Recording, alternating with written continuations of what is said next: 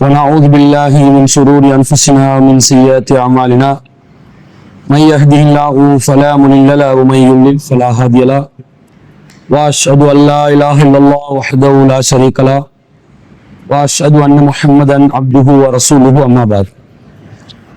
அகிலத்தை படைத்து பரிபாலிக்கக்கூடிய எல்லாம் வல்ல அல்லாஹ்வுக்கே புகழனைத்தும் அல்லாஹ்வின் சத்திய தூதர் எம்மிலும் மேலான கண்மணி நாயகம் ஸல்லல்லாஹு அலைஹி வஸல்லம் அவர்கள் மீதும் அன்னவர்களை பின்பற்றி வாழக்கூடிய அனைத்து முஸ்லிம்கள் மீதும் எல்லாம் வல்ல அல்லாஹ்வின் கருணையும் சாந்தியும் என்னும் நிலவட்டும். அன்பிற்குரிய அல்லாஹ்வின் நல்லடியார்களே, சிலோன் தௌஹீத் ஜமாத்தின் மாளிகாவத்தை கிளையூடாக ஏற்பாடு செய்யப்பட்டிருக்கக்கூடிய பெண்களுக்கான விசேட தர்பியா நிகழ்ச்சியிலே திருக்குர்ஆன் விளக்க உரை என்ற தலைப்பை நான் எடுத்திருக்கிறேன். அதிலே நேற்றைய தினம் திருக்குர்ஆன் என்பது எந்த ஒரு விளக்க உரையும் இல்லாமலேயே நாம் நேரடியாக விளங்கிக் கொள்ளக்கூடிய நிலையில் இருக்கக்கூடிய ஒரு வேதம் என்பதை அல்லாஹ் ரப்புல் ஆலமீன் திருக்குர்ஆன்ல பல இடங்கள்ல குறிப்பிட்டிருக்கின்ற ஆதாரங்களின் அடிப்படையிலே நாம் பார்த்தோம். அல் குர்ஆன் என்பது முழு மனித சமூகத்திற்கும் நேர்வழி காட்டுவதற்காக அல்லாஹ்வினால் அருளப்பட்ட ஒரு வேதம். ஒட்டுமொத்த சமூகத்துக்கும் மொத்த மனித குலத்துக்கும் நேர்வழி காட்டக்கூடிய ஒரு வேதமாக இருந்தால் கண்டிப்பாக அந்த வேதத்தை நாங்கள் விளங்கக்கூடிய நிலையில் தான் அல்லாஹ் தஆலா இறக்கி இருப்பார். அதே நேரத்துல குர்ஆனுடைய உயர்ந்த இலக்கிய நயத்துடனும் இலக்கணத்துடனும் அதே நேரத்தில் அனைத்து மக்களும் விளங்கக்கூடிய விதத்திலும் அல்லாஹ் குர்ஆனை அமைத்திருப்பது இந்த குர்ஆனுடைய ஒரு சிறப்பம்சம் என்பதையும் நாம் பார்த்தோம். எனவே குர்ஆனை விளங்குவதற்கு ஒரு இமாமுடைய துணையோ அல்லது மேலதிகமான தஃப்சீர் விளக்கங்களோ அவசியமில்லை, நேரடியாகவே அதை நாங்கள் விளங்கிக் கொள்ளலாம். என்றிருந்தாலும் குர்ஆனை விளங்குவதற்கு இரண்டு விதமான அடிப்படைகள் இருப்பதை குர்ஆன் நமக்கு கற்றுத்தருகிறது. ஒன்று, ஒரு சில விரல் விட்டு எண்ணக்கூடிய வசனங்களுக்கு அல்லாஹ்வின் தூதர் ஸல்லல்லாஹு அலைஹி வஸல்லம் அவர்கள் நமக்கு விளக்கம் தந்தால்தான் குர்ஆனை நமக்கு விளங்கலாம். இன்னும் சில வசனங்கள், இன்னும் பெரும்பாலான வசனங்கள் நாம் நேரடியாக சிந்தித்து விளங்குவதற்கு முடியுமான ஒரு நிலையில் இருக்கிறது. இப்படி ஒரு இரண்டு விதமான அடிப்படைகளை குர்ஆனை நாங்கள் விளங்க முடியும் என்று அல்லாஹ் ரப்புல் ஆலமீன் திருக்குர்ஆன்ல கூறுகின்ற அடிப்படையிலே குர்ஆன் விளங்குவதற்குரிய ஒரு வேதம் என்பதை நாங்கள் நேற்றைய தினம் பார்த்தோம். இன்றைய தினம் திருக்குர்ஆன் என்பது மனிதர்களை நேர்வழி காட்டுவதற்கு அருளப்பட்டிருக்கக்கூடிய ஒரு வேதமாக இருந்தாலும் முஸ்லிம் சமூகத்தில் இஸ்லாத்தை எடுத்துரைக்கக்கூடிய நிலையில் இருப்பதாக சொல்லக்கூடியவர்கள் மிகவும் பயங்கரமான ஒரு கருத்தை இந்த சமூகத்தில் முன்வைக்கிறார்கள். அது என்ன என்று சொன்னா, இந்த குர்ஆன் என்பது நாங்க நேரடியா விளங்க முடியாது, நேரடியா நாங்கள் விளங்குவதற்கு முயற்சி செய்தால் குர்ஆன் நம்மை வழிகெடுத்து விடும் என்ற ஒரு கருத்தை இந்த சமூகத்திலே பதிவு செய்து கொண்டிருக்கிறார்கள். முஸ்லிம் சமூகத்துல ஆலிம்கள் என்று சொல்லக்கூடியவர்கள், உலமாக்கள் என்று சொல்லக்கூடியவர்கள் எல்லாம் இந்த கருத்தை பகிரங்கமாக பதிவு செய்து கொண்டிருக்கிறார்கள். குர்ஆனை நீங்கள் பார்க்காதீர்கள், குர்ஆனை பார்த்தால் நீங்கள் வழி தவறி விடுவீர்கள். ஜும்மா மேடைகள் எல்லாம் இந்த பயானா நிகழ்த்துவாங்க. இந்த கருத்து சரியா என்றதை நாங்க பார்க்கணுமா இல்லையா? பார்த்துட்டு தான் நாங்க தஃப்சீர்களுக்கு எல்லாம் போகணும். திருக்குர்ஆன்ல அல்லாஹ் நேர்வழி காட்டுவதற்காக வந்த வேதம் என்றது அல்லாஹ் தெளிவா சொல்றான். 2வது அத்தியாயத்துல 2வது வசனம் அல்லாஹ் என்ன சொல்றான்? அலிஃப் லாம் மீம். 3வது வசனம் அலிஃப் லாம் மீம் தாலிகல் கிதாபு லா ரைப ஃபீஹி ஹுதல் லில் முத்தகீன். 2வது வசனத்துல அல்லாஹ் சொல்றான் அலிஃப் லாம் மீம், இது வேதம், இதுல எந்த சந்தேகமும் இல்ல, ஹுதல் லில் முத்தகீன், இறையச்சம் உள்ளவர்களுக்கு இது நேர்வழி காட்டும் என்று அல்லாஹ் சொல்றான்.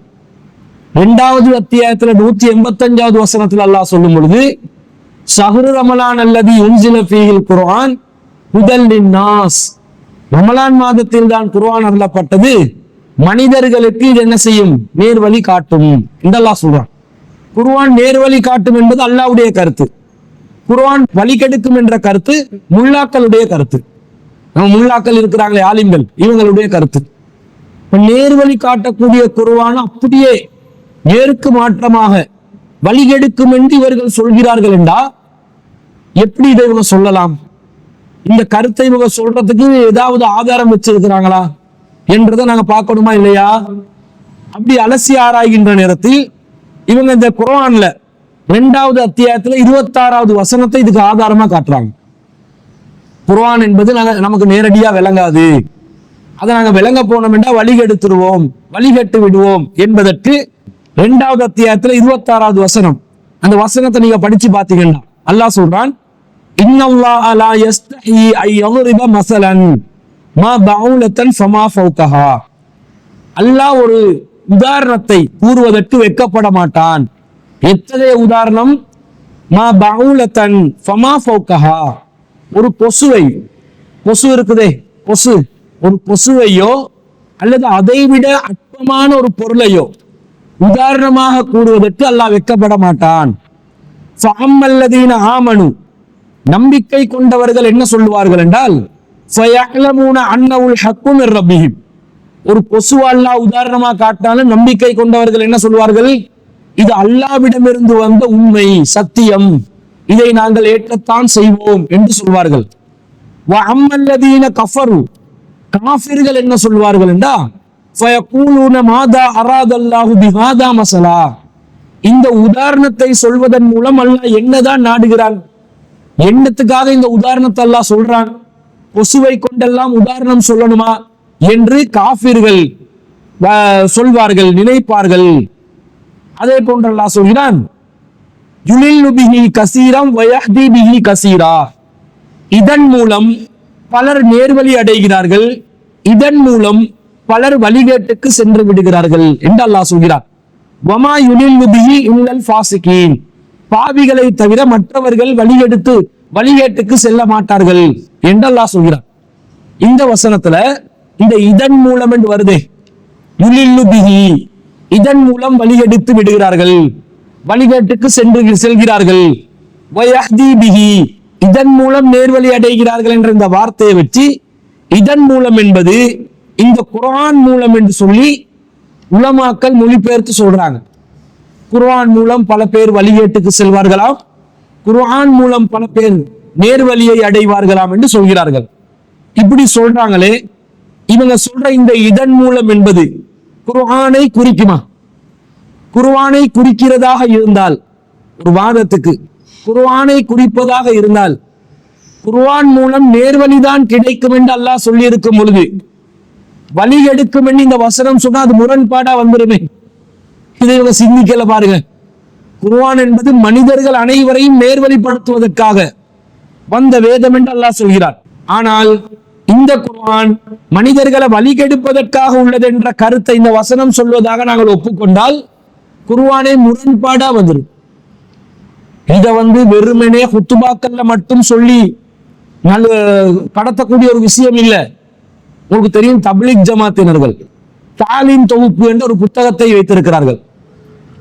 இப்ப அந்த தாலீம் தொகுப்பு நடைமுறையில ரொம்ப குறைவா இருக்குது என்றாலும் ஆரம்ப காலத்திலிருந்து தப்லீக் ஜமாத்துடைய அல் குர்ஆனை விட மிகவும் முக்கியத்துவம் கொடுக்கக்கூடிய ஒரு வேதமாக வைத்திருந்தது என்னன்னு சொன்னா, வேதம் இல்ல புத்தகமா வச்சிருந்தது இந்த தாலீம் தொகுப்பு. தாலீம் தொகுப்புல தெளிவாக இதை குறிப்பிட்டிருந்தாங்க. என்னது? இந்த வசனத்தையும் போட்டு குர்ஆன் என்பது மனிதர்களை வழிகெடுக்கும், எனவே ஆலிம்களுடைய துணை இல்லாமல், மௌலவிமார்கள் உலமாக்களுடைய துணை இல்லாமல் குர்ஆனை நீங்கள் விளங்க முயற்சி செய்ய வேண்டாம் என்று போட்டிருந்தாங்க, அச்சிட்டு போட்டிருந்தாங்க. இதெல்லாம் நாங்க அந்த காலத்துல நோட்டீஸ் எல்லாம் அடிச்சு கேள்வி கேட்டோம்.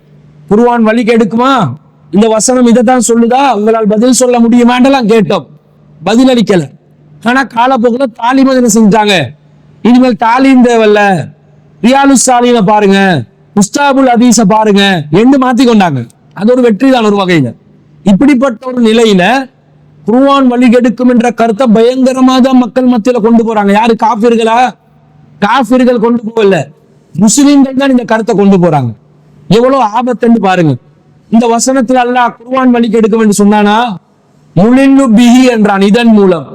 இதன் மூலம் என்று அல்லாஹ் சொன்னா, அதுக்கு முன்னாடி அல்லாஹ் எதை பத்தி சரி பேசி இருப்பான். அதன் மூலம் தானே அது. இதன் மூலம் என்றால் எதன் மூலம்? இது ஒரு ப்ரோனவுன், அப்படிதானே? ப்ரோனவுனா இருக்கக்கூடிய ஒரு வார்த்தை.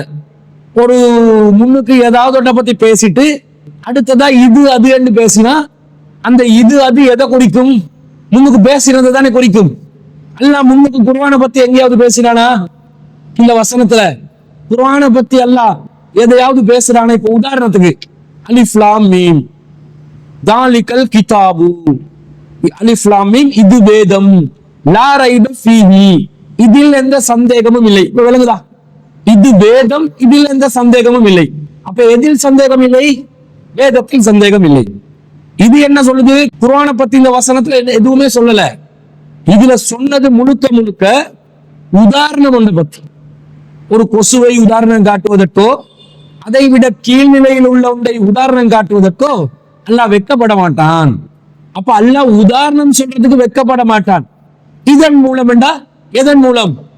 அந்த உதாரணம் மூலம் பல பேர் நேர்வழி அடைவார்கள், பல பேர் வழிகேட்டுக்கு செல்வார்கள் என்றான் அல்லாஹ். அந்த வசனத்திலே முன்னாடி அதுதான் சொல்லுது. மூமின்கள் என்ன சொல்லுவாங்களாம் உதாரணம் சொல்லும் போது? அல்லாஹ் கொசுவை கொண்டு உதாரணம் சொல்கிறானே என்று ஈமான கூட்டிக் கொள்வாங்களாம். காபீர்கள் என்ன செய்வாங்களாம்? இதெல்லாம் உதாரணமா சொல்லணுமா என்று வழிகெடுப்பார்களாம், வழிகேட்டுக்கு சென்று விடுவார்களாம். அப்ப அல்லாஹ்வே முன்னுக்கு விளங்கப்படுத்துறான் எப்படி வழிகேடுவாங்க, எப்படி மூமின்கள் ஈமான கூட்டிக் கொள்வாங்க. நேர்வழி பெறுவதும் வழிகேட்டுக்கு செல்வதும் எதன் மூலம் என்றதை அல்லாஹ்வே முன்னுக்கு தெளிவுபடுத்திருக்க, இவங்க என்ன சொல்றாங்க? இல்ல, இந்த குர்ஆன் மூலம் என்று மிக படு பயங்கரமான இந்த கருத்தை பரப்பிய உலமாக்கள், இதை எழுத்தில் பரப்பிய உலமாக்கள் இஸ்திஃபார் செய்து தௌபா செய்து மீண்டு இந்த கருத்தை மாற்றிக்கொண்டு மக்களுக்கு பகிரங்கமாக அறிவிக்காவிட்டால் மறுமையில் குர்ஆனுக்கு எதிரானவர்களாக அல்லாஹ்விடத்திலே கருதப்படுவார்கள். ஏன்? குர்ஆன் நேர்வழி கூறிய ஒரு வேதமாக அல்லாஹ் பல இடங்கள்ல, 2 வசனத்துல இல்ல, எக்கச்சக்கமான வசனங்கள் அல்லாஹ் சொல்லி இருக்கும் பொழுது அந்த வசனங்களை மறுக்கும் விதத்தில் வழிகெடுக்கும் என்று சொல்வது படு பயங்கரமான ஒரு குற்றம் என்பதை நாங்கள் புரிந்து கொள்ள வேண்டும். சரி, இப்ப இவங்க குர்ஆன் ஏன் வழிகெடுக்கும் என்றாங்க? இந்த வசனத்தை காட்டி, வசனத்துக்கு அதுக்கு சம்பந்தம் இல்லை. ஏன் சொன்னாங்க? நேரடியாக கருத்து விளங்க போனா நாங்க பலவிதமான குழப்பங்களுக்கு ஆளாகிருவோம் அப்படித்தானே சொல்றாங்க. இப்படி சொல்றவங்க என்ன பண்ணாங்க? குர்ஆனுக்கு பலவிதமான அர்த்தங்கள் உள்ளன, ஒரு வசனத்துக்கு 7 விதமான கருத்துக்கள் உள்ளன, ஒரு வசனத்தை விளங்குவதாக இருந்தால் பல கலைகளை கற்றறிந்திருக்க வேண்டும், அப்படி எல்லாம் போட்டாங்க. போட்டவங்க ஒரு காலம் வந்துச்சு, குர்ஆனுடைய மொழிபெயர்ப்பை மக்கள் தேட ஆரம்பிச்சாங்க. குர்ஆனுடைய கருத்து என்னன்னு நாங்க பார்க்கணும் என்று விரும்பினாங்க. 1980கள் எல்லாம் குர்ஆனுடைய மொழிபெயர்ப்பு தேடி எடுக்கிறது ரொம்ப கஷ்டம். ஆரம்பத்துல அப்துல் ஹமீத் பாகவி, நிஜாமுத்தீன் மன்றை என்று சொல்லக்கூடிய தமிழ்நாட்டை சேர்ந்த 2 ஆலிம்கள் வெளியிட்ட தர்ஜுமா தான் ஆரம்ப காலத்துல இருந்துச்சு. அந்த தர்ஜுமாவை தேடி அலைஞ்சி எடுத்து பார்க்கறதுக்கும் ரொம்ப சிரமப்பட்டாங்க. பிறகு தர்ஜுமாக்களுடைய தேவை மக்கள் உணர்ந்து கல்வியில் வளர்ச்சி அடைந்து குர்ஆனை நேரடியா நாங்க பார்க்கலாம் என்ற கருத்தை தௌஹீத் ஜமாத் ஊடாக விதைக்கப்பட்ட பிறகு குர்ஆனுடைய மொழிபெயர்ப்புடைய தேவை ஏற்படுது. மக்கள் டிமாண்ட் பண்ண ஆரம்பிச்சாங்க. தௌஹீத்வாதிகள் மட்டும் இல்ல, தௌஹீத் அல்லாதவர்களும் தேட ஆரம்பிக்கிறாங்க. இந்த நிலையில தர்ஜுமாக்களை இப்ப இஷ்யூ பண்ண வேண்டும் வைங்க, தர்ஜுமாக்களை விநியோகிச்சம் என்று வைங்க, தர்ஜுமாக்களை பிரிண்ட் பண்ணி சேல் பண்ணினோம் என்று வைங்க, ஒரு பிசினஸ் பார்க்கலாம் என்று ஆலிம்கள் உணர்ந்தார்கள். என்ன பண்ணாங்க தெரியுமா? ஆளாளுக்கு அடிச்சு குடிச்சு கொண்டு தர்ஜுமா வெளியிட ஆரம்பிச்சாங்க. தமிழ்ல 12க்கும் மேற்பட்ட தர்ஜுமாக்கள், இங்கிலீஷ்ல 10க்கும் மேற்பட்ட தர்ஜுமாக்கள், சிங்களத்துல 8க்கும் மேற்பட்ட தர்ஜுமாக்கள் இப்ப ஸ்ரீலங்கால இருக்குது. தர்ஜுமா இப்ப எவ்வளவு வந்திருக்குதுன்னு பாத்தீங்களா? ஏன் அப்ப தர்ஜுமா இவ்வளவு வந்துச்சு? எல்லாம் பாக்குறான், ட்ரெண்ட பாக்குறான். ஓஹோ, எல்லாரும் மொழிபெயர்ப்பு தேடுறாங்களோ, இப்ப மொழிபெயர்ப்பு கொடுக்கிற காலம் என்று எல்லாரும் மொழிபெயர்க்க ஆரம்பிச்சான். எல்லா இயக்கத்துக்காரனும், இன்னும் சொல்ல போனால் எந்த தப்லீக் ஜமாத் தாலீம் தொகுப்பு குர்ஆன் நேரடியா பார்த்தா வழிகெடுக்கும் என்று கருத்து போட்டாங்களோ, அந்த தப்லீக் ஜமாத்துடைய நேரடியாக அந்த தப்லீக் ஜமாத்தால வெளியிடாவிட்டாலும் அவர்களை ஆதரிக்கக்கூடிய உலமாக்கள் ஆலிம்கள் இருவரும் சிங்கள மொழிபெயர்ப்பை வெளியிட்டார்கள். என்ன நிலைமை? அப்ப இந்த அளவுக்கு உங்களை தர்ஜுமாட தேவை என்று மக்கள் கேட்கும் பொழுது, வியாபாரம் என்று வரும் பொழுது குர்ஆன் வசனங்களை மொழிபெயர்த்தார்களே இவர்கள், ஒரு வசனத்துக்கு 7 மொழிபெயர்ப்பு போட்டாங்களா? என்ன செஞ்சுக்கணும்? என்னுடைய பாக்குறாதீங்க, ஒரு வசனத்துக்கு 7 கருத்து இருக்குதுன்னாங்க. அப்ப நாங்க கேட்டோம், குல் ஹுவல்லாஹு அஹத், சொல்லுங்கள் அல்லாஹ் அவன் ஒருவன் தான் என்று இருக்குது. இதுக்கு 2வது மொழிபெயர்ப்பு என்ன? அல்லாஹ் 2 பேருண்டா? 3வது மொழிபெயர்ப்பு அல்லாஹ் 3 4வது மொழிபெயர்ப்பு அல்லாஹ் 4 மொழிபெயர்ப்பு அர்த்தம் அல்ஹம்துலில்லாஹி ரப்பில் ஆலமீன், எல்லா புகழும் அல்லாஹ்வுக்கே, ரப்புல் ஆலமீன் அவன் அகிலத்தை படைத்து பரிபாலிப்பவன். அதுக்கு அர்த்தம் என்ன? 2வது அர்த்தம் என்ன? 3வது அர்த்தம் என்ன? கேட்டு சொல்லல. அவங்களுக்கு விளங்கிச்சு அவன நியாயம் தவறு என்று. ஆனா வியாபாரம் என்று வரும் பொழுது எங்களோட மட்டும் குர்ஆனை வச்சுக்கொள்ளணும் என்று ஆளுங்கள் என்ன நினைச்சாங்க? மக்கள் அவங்கள நாடிதான் எல்லாத்தையும் கேட்கணும், பார்க்கணும், படிக்கணும், புரோகிதத்தை உண்டு பண்ண பார்த்தாங்க. அது சக்சஸ் ஆகுது இல்ல. மக்கள் விழிப்படைகிறாங்க, மக்கள் தேடுறாங்க. அந்த நேரத்துல என்ன பண்ணினாங்கன்னு சொன்னா, உடனே மொழிபெயர்ப்பு கொடுத்து மக்கள் கேட்கறத கொடுத்தா காசு தானே, புரோகிதத்திலையும் காசு, பிரிண்ட் பண்ணி வெளியிட்டாலும் காசு என்று சொல்லி மொழிபெயர்ப்புகளை பிரிண்ட் பண்ணினார்களே. ஒரு வசனத்துக்கு 7 அர்த்தம் போட்டார்களா? இவங்க அப்படி போட்டா குர்ஆன்ல என்ன செஞ்சிருக்கணும்? ஒரு குர்ஆனுக்கு 7 குர்ஆன் மொழிபெயர்ப்பா வெளியிட்டு இருக்கணுமா இல்லையா? மொழிபெயர்ப்பு வெளியிட்டு இருக்கணும். அது மட்டுமா? 14-15 விதமான கலைகளை கற்றறிந்தவர்கள் தான் குர்ஆனை மொழிபெயர்த்து இருக்க வேண்டும் என்று சொன்னார்களே. இந்த குர்ஆன் மொழிபெயர்ப்பாளர்கள் யாரெல்லாம் இந்த 14-15 கலைகள் எல்லாம் கற்றிருக்க கூடியவர்கள் என்று பாருங்க. யாராவது ஒருத்தனை காட்டுவாங்களா? எல்லா கலையும் கற்று, அதாவது லாஜிக் தெரிஞ்சிருக்கணுமா, நஹ்வு தெரிஞ்சிருக்கணுமா, அவர் இலக்கணம் தெரிஞ்சிருக்கணுமா, மொழி தெரிஞ்சிருக்கணுமா, உசூலுல் ஹதீஸ் தெரிஞ்சிருக்கணுமா, ஃபிக்ஹ் தெரிஞ்சிருக்கணுமா, நாசிக் மன்சூக் தெரிஞ்சிருக்கணுமா, சபபுன் நுசூல் தெரிஞ்சிருக்கணுமா, அது தெரிஞ்சிருக்கணுமா, இது தெரிஞ்சிருக்கணுமா என்று போட்டாங்களே. இது எல்லாமே தெரிஞ்ச ஒரு மொழிபெயர்ப்பாளர் யாரு காட்ட முடியுமா? அவங்கட தரப்புல இருந்து, நம்ம தரப்புல இருந்து நம்ம வேண்டாம், அதுக்கு தகுதியானவர்களை காட்டலாம். அவங்கட தரப்புல இருந்து எந்த கருத்துக்கு மாற்றமா சொன்னார்களோ அவங்க காட்ட முடியுமா? முடியல. அப்ப எல்லாரும் மொழிபெயர்த்தாங்க. இன்னும் சொல்ல போனால் சில பேரு அரபை போடாமலே மொழிபெயர்த்து இருக்கிறாங்க. அரபையே போடல, மொழிபெயர்த்தாங்க. இலங்கையில 1968ஆம் ஆண்டு முதலாவது தர்ஜுமா சிங்கள மொழியில வருது. MICH நிறுவனம் வெளியிடுறாங்க. அதுல மொழிபெயர்ப்புக்குள்ள இருப்பவர்கள் எல்லாமே அரபு தெரியாதவர்கள். இன்னும் சொல்ல போனால் ஆங்கில மொழிபெயர்ப்பு அடிப்படையா வச்சுதான் மொழிபெயர்க்கிறாங்க. இன்னும் சொல்ல போனால் சிங்கள மொழியில் தேர்ச்சி பெற்ற பிற மதத்தவர்கள் அந்த மொழிபெயர்ப்பு குழுல இருக்கிறாங்க. என்ன செய்யறது? இப்ப அந்த மொழிபெயர்ப்பு அவங்க போட்டு இருக்கிறாங்க, அந்த முன்னுரையில போட்டு இருக்கிறாங்க. அப்ப என்ன அர்த்தம்? சிங்கள மனுஷனுக்கு எப்படி இப்ப இந்த 14 காலம் தெரிஞ்சிச்சு? அவர் எப்படி மொழிபெயர்த்தார்? MICH நிறுவனம் வெளியிட்ட ஆரம்ப தர்ஜுமால சில வசனங்கள் மொழிபெயர்க்காம பிளாங்க் விட்டு பிறகு பார்த்து கொள்வோம் என்று வச்சு பிரிண்டே போட்டு விட்டாங்க. கோடு வச்சிருப்பாங்க. எப்படி ஆச்சரியம் எல்லாம் இருக்குது. கோடு போட்டு வச்சிருக்கிறாங்க, மொழிபெயர்ப்ப காணோம். எங்கடா மொழிபெயர்ப்பு என்று பார்த்தா அது மிஸ் ஆகி, தெரியாம இல்ல, மொழிபெயர்க்க தெரியாம இல்ல, மொழிபெயர்க்க தெரியும், மிஸ் ஆக்கி விட்டாங்க. இப்படி எல்லாம் முந்திக்கொண்டு முட்டி மோதிக்கொண்டு அவசரமா வெளியிட்டார்கள் எல்லாரும். அப்ப எல்லா அவசரமும் விளங்குதா இல்லையா? விளங்க போயிட்டு தானே மொழிபெயர்த்தீங்க. மொழிபெயர்ப்பு விளங்க போயிட்டு தானே அந்த மக்களும் விளங்குறாங்க. குர்ஆன் இப்படி சொல்லுதட்டி வழிகேட்டுக்கு போனவன் யாரு?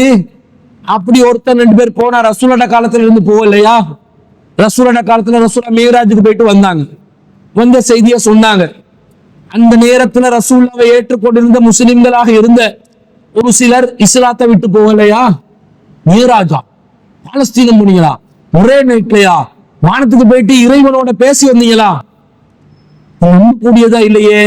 காஃபிர்கள் சிரிக்கிறார்களே என்று சொல்லி மதம் மாறினார்களா இல்லையா? ஆரம்ப காலத்துல ரசூலுல்லாஹ்வுடைய அவையில இருந்து ரசூலுல்லாஹ்வுடன் ஒன்றாக இருந்து ரசூலுல்லாஹ்வுடன் பிரச்சாரத்துல ஈடுபட்ட அப்துல்லா என்பவர் எபிசீனியாக்கு ஹிஜ்ரத் சென்று பிறகு நஜ்ஜாசி மன்னருடைய ஆட்சிக்கு கீழே அவர் கிறிஸ்தவராக மாறிவிட்டார் என்றெல்லாம் வருமே.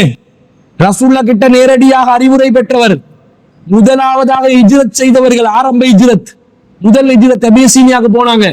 அந்த இஜ்ரத்ல போனவர்களும் முர்த்ததாக இருக்கிறாங்களே.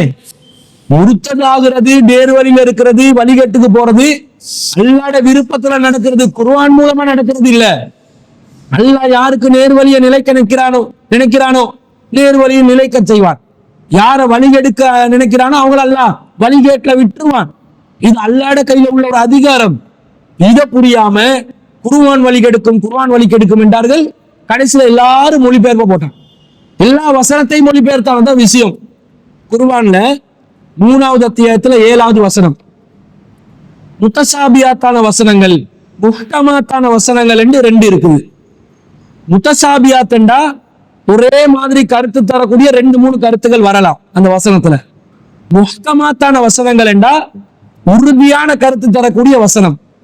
அல்லாஹ்வே அந்த வசனத்துல சொல்றான், இந்த முஹ்கமாத்தான வசனங்கள் தான் இந்த குர்ஆனுடைய தாய், அடிப்படை. முத்தசாபியாத்தான வசனங்கள் இருக்கின்றன, அத குர்ஆன்ல வேற வசனங்களோட என்ன செய்யணும், ஒப்பிட்டு பார்த்து அதை புரிஞ்சுக்கொள்ளணும். ஒரே மாதிரி 2 கருத்து தரும், இப்படியும் கருத்து தரும், அப்படியும் கருத்து தரும். அதை என்ன செய்யணும், ஜாயின் பண்ணி பார்க்கணும், வேற வசனங்களோட ஒப்பிட்டு பார்க்கணும் என்ற மாதிரி ஒரு சில வசனங்கள், எல்லா வசனங்களும் இல்ல. அது யாருக்கு புரியும் என்றால் அல்லாஹ். முத்தசாபியாத்தான வசனங்கள் யாருக்கு புரியும் என்று சொன்னா அல்லாஹ்க்கு புரியும் என்று அல்லாஹ் சொல்லிட்டு, வர்ராசிஹூன ஃபில் இல்மி, யாரு கல்வியில் தேர்ச்சி பெற்றார்களோ அவர்களுக்கும் புரியும் என்று அல்லாஹ் சொல்றான். இவங்க என்ன சொல்லிக் கொண்டிருந்தாங்க தெரியுமா, இந்த தப்லீக் ஜமாத்தினர்கள், சுன்னத் வல் ஜமாத்தினர்கள், குர்ஆனுக்கு விளங்கேலா. 2வது காரணம், முத்தசாபியாத்தான வசனங்கள் இருக்கின்றன, அந்த வசனங்கள் எங்களுக்கு விளங்காது என்றார்கள். அப்படி சொன்னவர்கள் 2 கருத்து தரக்கூடிய வசனங்கள் நாங்க எப்படி விளங்குறது, அது விளங்க போயிட்டு நாங்க வழிகேட்டுக்கு போயிடலாம் இல்லையா, எனவே குர்ஆனை பார்க்காதீங்கன்றாங்க. என்ன சொல்லி இருக்கணும், அப்படி 2 கருத்து தர்ற மாதிரி ஏதாவது விளங்கினா எங்க கிட்ட கொண்டு வாங்க. அந்த குர்ஆன்ல கூடுதலான இன்வால்மெண்ட், எல்லா வசனங்களை பத்தி ஞானம் உள்ளவர்கள் இருப்பார்கள். அப்படிப்பட்டவங்க அந்த வசனங்களை எல்லாம் எடுத்து காட்டி ஹதீஸ்களையும் எடுத்து சொல்லி அதை விளங்கப்படுத்தலாம். இப்படி சில விரல் விட்டெண்ணக்கூடியவைகள் இருக்கத்தான் செய்யும் என்று சொல்லி கொடுக்காம, முத்தசாபியாத் இருக்கிறத இடமே குர்ஆனை பார்க்காதீங்க, வழிகேட்டுக்கு போவீங்கன்னாங்க. அல்லாஹ் சொல்றான், இந்த குர்ஆன் தாயே முஹக்கமாத்தான வசனங்கள் என்று. யாரு வழிகேட்ட விலக்கி வாங்கணும் என்று நினைக்கிறாங்களோ அவங்கதான் 2 கருத்து தர்ற மாதிரி உள்ள வசனத்துல அந்த வழிகேட்டுக்குரிய கருத்தையே தூக்கி பிடிப்பாங்க. உதாரணமா சொல்றதா இருந்தா அல்லாஹ் சொல்றான், லா யஹ்ஸபன்னல்லதீன குதிலு ஃபீ ஸபீலில்லாஹி அம்வாத் பல் அஹ்யாஉன் இன்த ரப்பிஹிம் யுர்ஸகூன். அல்லாஹ்வின் பாதையிலே கொலை செய்யப்பட்டவர்களை மரணித்தவர்கள் என்று நீங்கள் நினைக்க வேண்டாம். பல் அஹ்யாஉன் இன்த ரப்பிஹிம், அவர்கள் அல்லாஹ்விடத்திலே உயிரோடு இருக்கிறார்கள். யுர்ஸகூன், உணவளிக்கப்படுகிறார்கள். வயஸ்தபிஸிரூன பிமா ஆதாஹுமுல்லாஹு மின் ஃபத்லிஹி, அல்லாஹ் அவர்களுக்கு வழங்கி இருக்கக்கூடிய அருட்புடைகளை நினைத்து அவர்கள் மகிழ்ச்சியுடன் இருக்கிறார்கள்.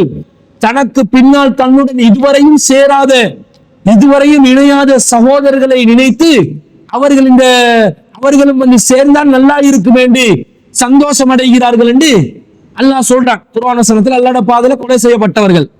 இது வசனத்தை பார்த்தாலே விளங்குது என்ன சொல்லுது. பல் அஹ்யாவுன் இன்த ரப்பிஹிம், அவர்கள் அல்லாஹ்விடத்தில் உயிருடன் இருக்கிறார்கள். அல்லாஹ் கிட்ட உசுரோட இருக்கிறாங்கடா, நம்ம கிட்ட மவுத்து என்னதானே அர்த்தம்.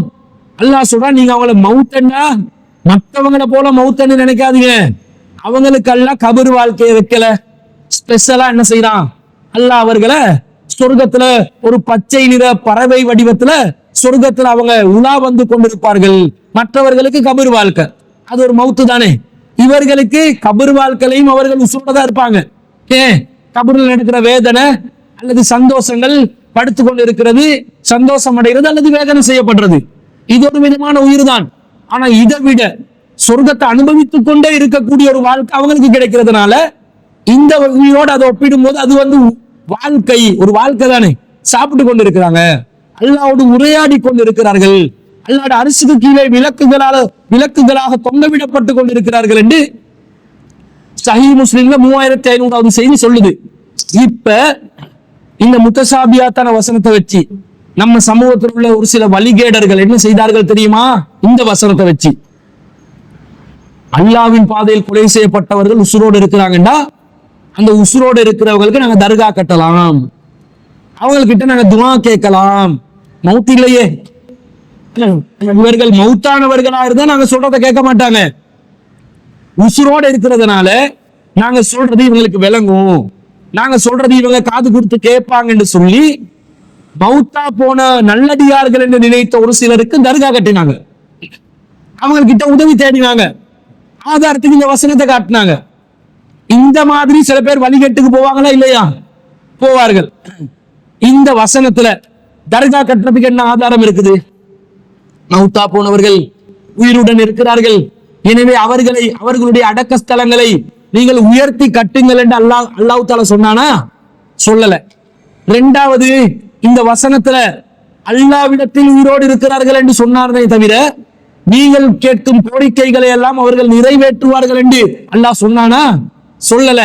இந்த வசனத்துல அவர்கள் உணவளிக்கப்பட்டு கொண்டிருக்கிறார்கள் என்று அல்லாஹ் சொன்னானே தவிர நீங்க எந்த உணவை கேட்டாலும், நீங்க எந்த ரிஸ்க கேட்டாலும் அவங்க அல்லாஹ் கிட்ட இருந்து உங்களுக்கு எடுத்து தருவாங்கன்னு அல்லாஹ் சொன்னானா?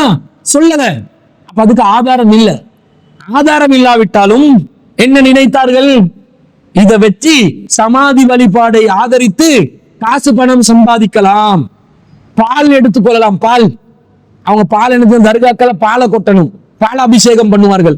நல்ல பால்களை எடுத்துக்கொள்ளலாம், வாழைப்பழம் எடுத்துக்கொள்ளலாம், காணிக்கை எடுத்துக்கொள்ளலாம், தேங்காய் எடுத்துக்கொள்ளலாம், டெண்டர் போட்டு விற்கலாம். சில கள்ள பயல்கள் மாட்டிக்கொண்டார்களா இல்லையா?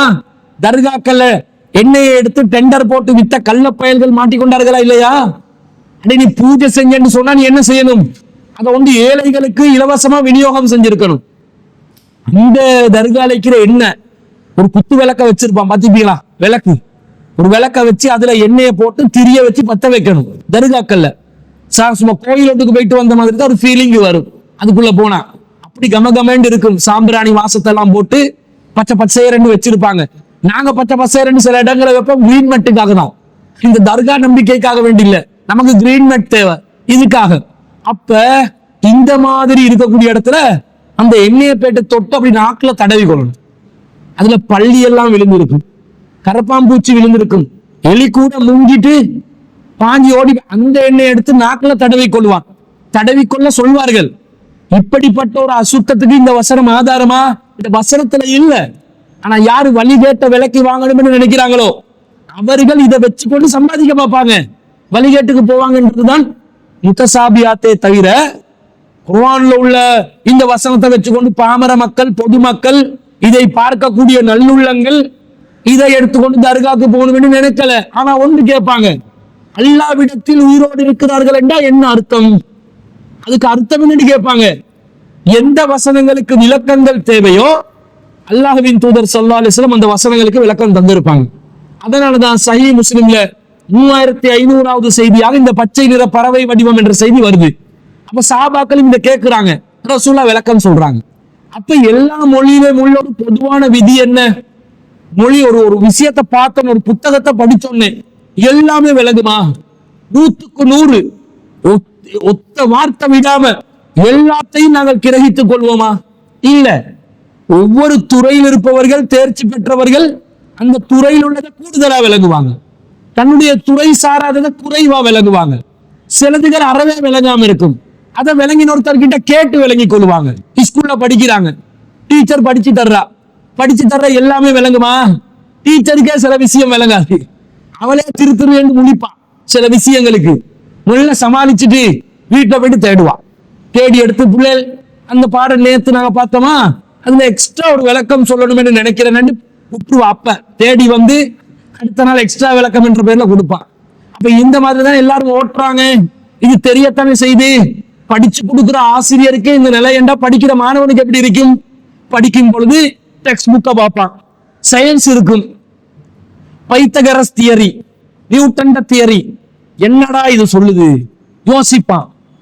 அந்த ஆல்பர்ட் ஐன்ஸ்டைன் என்னமோ சொன்னானாமேடா, ரிலேட்டிவிட்டி தியரியா மாடா, அதெல்லாம் இந்த டெக்ஸ்ட் புக்ல போட்டு இருக்கிறாங்க. இதுக்கு என்னடா விளக்கம்?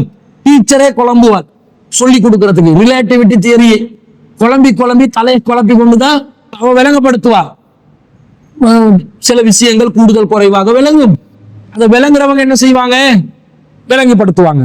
விளங்காதவங்க கேட்டறிஞ்சு விளக்கத்தை பெற்றுக் கொள்வார்கள். இதுதானே பொதுவான விதி. இந்த விதியின் அடிப்படையில குர்ஆன் அணுகலாமா? பார்க்கிற எல்லா வசனமும் விளங்கும் என்ற அர்த்தம் இல்ல. கருத்து புரியும். அதன் மூலம் சொல்லப்படுவது என்ன, அதோட மொழிபெயர்ப்பு விளங்கும். இதுல இப்படி ஒண்ணுதான் சொல்றாங்க, அல்லாஹ்விடத்தில் உயிருடன் இருக்கிறார்கள் என்றது விளங்கும். அந்த உயிருடன் இருக்கிறார்கள் என்றால் என்ன, அதுக்குரிய விளக்கம் என்ன, இது தெரியாம போனால் தேர்ச்சி பெற்றவர்களிடம் கேட்க வேண்டும். அல்லாஹ் சொல்றான், ஃபஸ்அலு அஹ்ல திக்ரி இன் குன்தும் லா தஅலமூன். உங்களுக்கு ஒண்ணு தெரியாட்டி அஹ்ல திக்ர் கிட்ட கேளுங்க. ரசூலுல்லாஹ்க்கே அல்லாஹ் சொல்றான், உங்களுக்கு சில விஷயங்கள் தெரியலன்னு சொன்னா வேதக்காரர்கிட்ட கேளுங்க. அந்த நுபுவத் சம்பந்தமா, வஹி வருவது சம்பந்தமா, வேதம் சம்பந்தமா உங்களுக்கு ஏதாவது டவுட் இருந்துச்சுன்னு வைங்க, வேதக்காரர்களிடம் நீங்கள் கேட்டுக்கொள்ளுங்கள் என்று அல்லாஹ்வே சொல்லும் பொழுது, ரசூலுல்லாஹ்வுக்கே சொல்லும் பொழுது, தெரியாத ஒன்று வந்தா தெரிஞ்சவங்ககிட்ட கேட்டு படிச்சு கொண்டு போற ஒரு வழிமுறைதான் குர்ஆனும் நமக்கு கற்றுத்தருது. இப்படி செஞ்சா இப்ப முத்தசாபியாத்துல டவுட் வந்தா கிளியர் பண்ணி கொள்ளலாமா இல்லையா? தெரிஞ்சவங்ககிட்ட கேட்கலாமா இல்லையா? இந்த வசனம் என்ன சொல்லுது? சஹாபாக்கள் இப்படி கேட்டுக்கொண்டு தானே விளங்கினாங்க. சஹாபாக்கள் எல்லாம் டிகிரி முடிச்சவங்களா, PhD முடிச்சவங்களா? அந்த சமூகத்துக்கு உம்மி சமூகம் என்று பேரு. என்ன சமூகம்? உம்மி சமூகம். உம்மி என்றா உம்மு என்றா உம்மா. உம்மி என்றா உம்மாவை சார்ந்தவன், தாயை சார்ந்தவன். தாயை சார்ந்த மடியை சார்ந்த கை குழந்தைக்கு தான் உம்மி என்றுவாங்க. இவன் தாயை சேர்ந்தவன். பேச விளங்குமா? கை குழந்தைக்கு, பால் குடிக்கிற குழந்தைக்கு விளங்காது. தாயிட மடிதான் அதனுடைய உறக்கத்தலம். அப்படி இருக்கக்கூடிய குழந்தைக்கு உம்மி சொல்ற மாதிரி ரசூலுல்லாஹ்வுடைய மொத்த சமூகத்துக்கும் ரசூலுல்லாஹ் சொன்ன வார்த்தை என்ன? உம்மி சமூகம். எழுத்தறிவு இல்லாத சமூகம், எழுத படிக்க தெரியாத சமூகம் என்று தானே ரசூலுல்லாஹ் சொன்னாங்க. அந்த சமூகத்துக்கு குர்ஆன் விளங்கிச்சே. அவங்களுக்கு எக்ஸ்ட்ரா ஒரே ஒரு பிளஸ் பாயிண்ட் இருந்துச்சு, மொழி அரபு. அப்ப என்ன விளங்குது? அரபு தெரிந்தால் குர்ஆன் விளங்கலாம். அரபு தெரியாதவனுக்கு இப்ப என்ன பண்றது? அரபு தெரிஞ்சவன் மொழிபெயர்ப்பு தந்தா விளங்கலாம். சிம்பிள். அரபு தெரிஞ்சா குர்ஆன் விளங்கலாம் என்றதுதான் நபிகள் நாயகத்துடைய சமூகத்துக்கு அல்லாஹ் வச்ச ஒரு வழிமுறை. அவர்கள் அரபு மொழி தெரிஞ்சதனால குர்ஆன் வசனத்தை விளங்கி கொண்டார்கள். சாரை சாரையாக இஸ்லாத்தை நோக்கி வந்தார்கள். குர்ஆனை கண்டு வியப்படைந்தார்கள். அவர்களுக்கு இந்த இஸ்லாம் போய் சேர்ந்துச்சண்டா ஏன் நமக்கு சேராது? ஏன் முஸ்லிம்கள் குர்ஆனை நிறைவேதமாக ஒப்புக்கொண்டவர்களுக்கு இது சேராது, விளங்காது?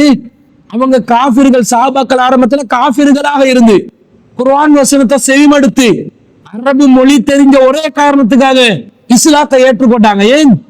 அந்த கருத்து அவர்களுடைய உள்ளத்தை அப்படியே கவருது, உள்ளத்துல குடி இருக்குது, சேர்றாங்க. நாங்க பரம்பரை முஸ்லிம். பரம்பரை முஸ்லிமுக்கு குர்ஆன் இறைவேதம் ஆல்ரெடி ஒப்புக்கொண்டாச்சு. கண்டென்ட் என்னண்டா தெரியா, உள்ளடக்கம் தெரியா. குர்ஆன் வேதம் என்று ஒப்புக்கொண்ட எங்களுக்கு இந்த குர்ஆன் அப்ப விளங்காதா? தேட நினைச்சா தேட முடியாதா? விளங்க நினைச்சா விளங்க முடியாதா? முடியும். முடியாதுன்னு இந்த முல்லாக்கள் ஆக்குறாங்க. காரணம் வயிற்று பிளப்பு.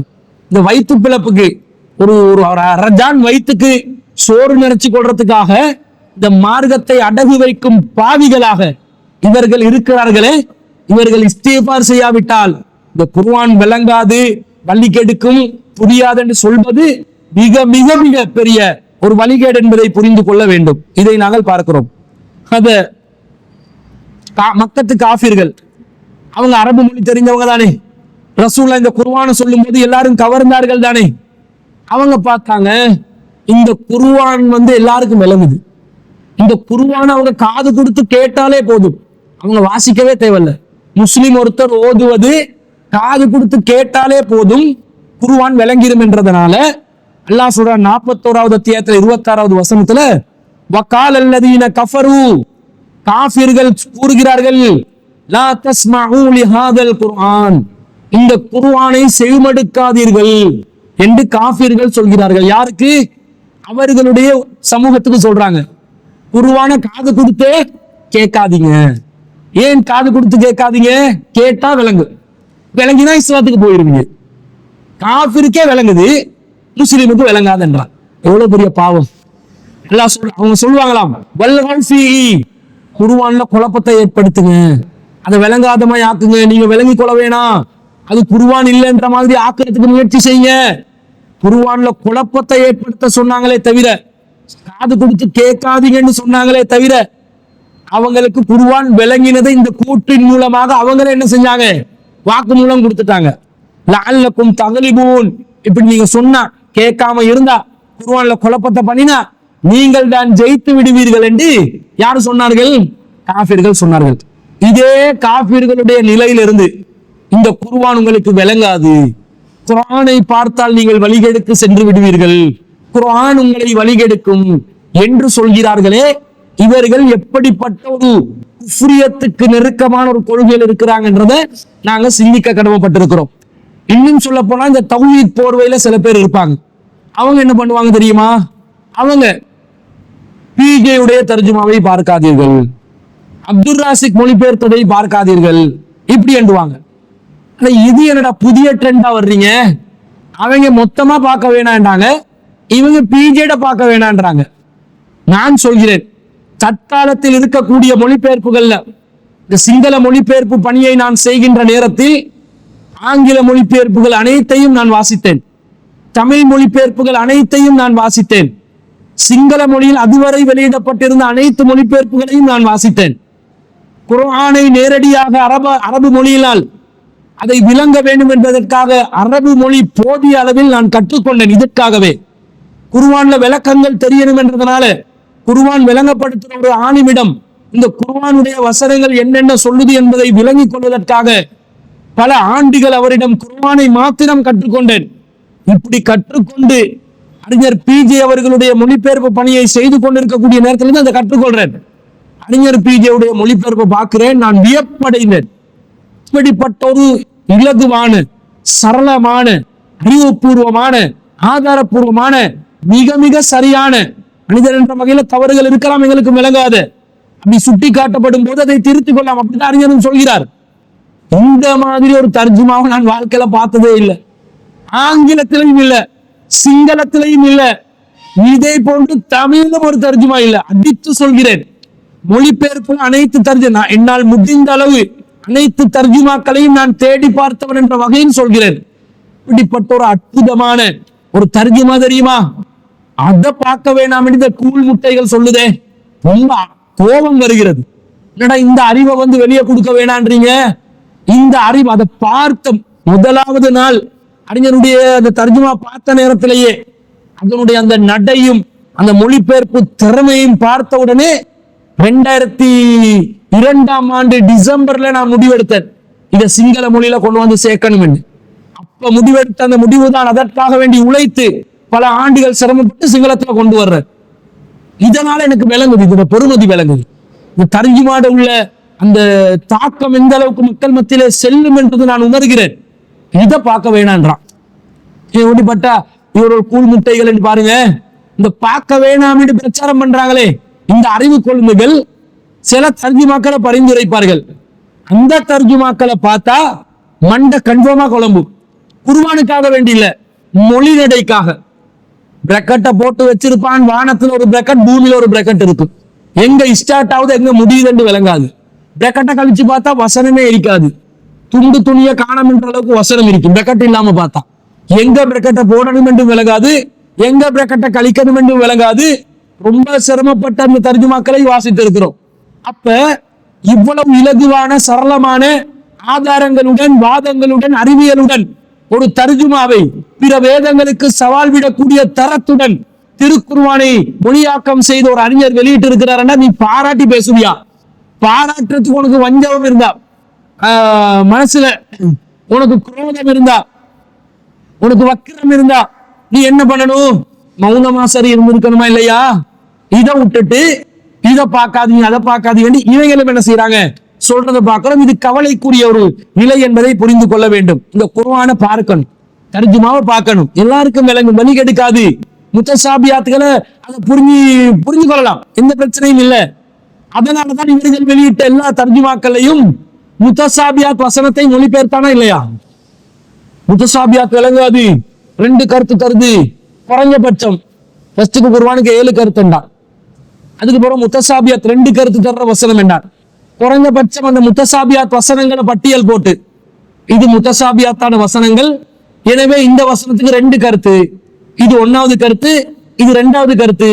ஒன்னாவது கருத்து நேர்வழி, ரெண்டாவது கருத்து வழிகேடு போட்டு இருக்கணுமா இல்லையா? ஒருத்தன் ஒரு பயனும் போடல, சும்மா வெளியிட்டான் குர்ஆனை. எல்லா வசனம் வாங்கினவனுக்கு அது முத்தசாபியாத் இருக்குதா இல்லையாண்டே தெரியாத அளவுக்கு வெளியிட்டுட்டான். இந்த நிலையில தானே அப்ப பொய்ய தானே கொண்டு போறீங்க. முத்தசாபியாத்தும் விளங்கும் என்று உங்களுக்கு புரியுது தானே? அதனாலதானே ஒரு கருத்தை மட்டும் போட்டீங்க என்பதை நாங்கள் பார்க்கிறோம். இந்த குர்ஆனை நாங்க மக்கள் மத்தியில கொண்டு போய் சேர்க்கிறது எங்கட கடமை. அப்படி இல்லாட்டி அல்லாஹ்வின் தூதர் ஸல்லல்லாஹு அலைஹி வஸல்லம் அவர்கள் இந்த சமூகத்துக்கு பதுவா செய்த ஒரு சந்தர்ப்பத்தில் ஒன்றுதான், சமூகத்துக்காகத்தான் அவங்க பாடுபட்டாங்க. ஆனா ரெண்டு சந்தர்ப்பத்துல பதுவா செய்வாங்க. ஒன்று பிதுஅத் செய்பவர்களுக்கு, யாரெல்லாம் பிதுஅத் செய்வார்களோ அவர்களுக்கு எதிராக ரசூலுல்லாஹ் பதுவா செய்வாங்க. இரண்டாவது, யார் இந்த குர்ஆனை தொடர்பு படுத்தி கொள்ளாமல் குர்ஆனை புறக்கணித்த நிலையில் யார் வாழ்ந்தார்களோ அவர்களுக்கு ரசூலுல்லாஹ் சொல்லுவாங்க. 25வது அத்தியாயத்துல 30வது வசனம், வக்காலர் ரசூல், இந்த தூதர் முஹம்மத் கூறுவார், யா ரப்பி, என் இறைவா, இன்ன கௌமி இத்தஹது ஹாதல் குர்ஆன மஹ்ஜூரா, எனது இந்த சமூகம் இந்த குர்ஆனை புறக்கணிக்கப்பட்டதாக ஆக்கிவிட்டார்கள் என்று அல்லாஹ்விடத்திலே முறைப்பாடு செய்வார்கள். குர்ஆனை புறக்கணிச்சிட்டாங்க, குர்ஆன் படி வாழல, குர்ஆன் படி இவங்க வாழ்க்கையை அமைச்சு கொள்ளல, இந்த குர்ஆனை இவங்க தூரமாக்கிட்டாங்க, குர்ஆனை விட்டு விலகிட்டாங்க, குர்ஆனை அலட்சியம் செஞ்சிட்டாங்க என்று நபிகளாரே நமக்கு எதிராக புகார் அளிக்கக்கூடிய ஒரு படுபயங்கரமான நிலை மறுமையில் உருவாகும். ரசூலா புகார் செய்வாங்கன்னு என்ன அர்த்தம்? அந்த புகார் அல்லாஹ் ஏற்றுக்கொள்வான்னு அர்த்தம். யாரு புகார் செய்தார்களோ, யாருக்கு எதிராக புகார் செய்தார்களோ அவர்களுக்கு எதிராக அல்லாஹ் தண்டனையை நிறைவேற்றுவான்னு அர்த்தம் இல்லையா? அப்ப அதனால குர்ஆன் விளங்காது, புரியாது, வழிகெடுக்கும் என்ற இந்த ஆபத்தான கருத்திலிருந்து வெளியே வரணும். இதே சுன்னத் வல் ஜமாத்தை சேர்ந்தவர்கள் இன்னொரு கருத்தை சொல்லுவாங்க. என்ன தெரியுமா? குர்ஆன் விளங்கும்.